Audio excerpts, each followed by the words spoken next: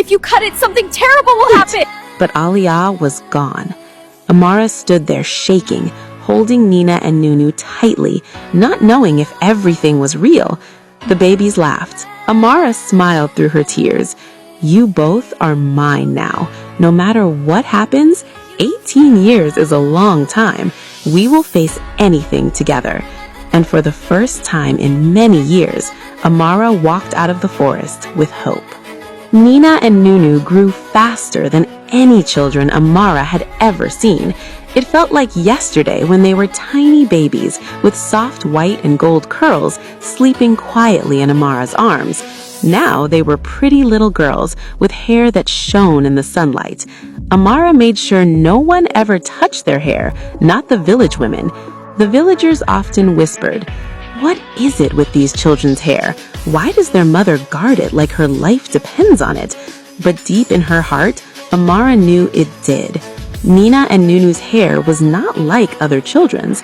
Amara never wanted to take chances. She remembered Aliyah's warning every single day. And as Nina and Nunu grew older, strange things began to happen around them. One morning, Amara woke up with a terrible headache. Her body ached. Her head throbbed. She was too weak to stand. She lay on the bed, shaking. Nina climbed onto the bed and touched her mother's face. "Mama, don't cry," she said softly. "You will be okay." She placed her tiny hand on Amara's forehead. A warm, gentle light glowed from her palm.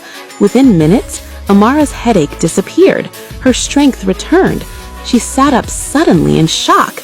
"My God," she whispered. Nina only smiled. "You're better now, Mama." Nina hugged her tightly, her whole body trembling. "I love you so much, my child," Amara said happily. Nunu stood behind them and said softly, "Mama, don't you love me?" "Of course I do. Come here," Amara replied. She hugged them both tightly.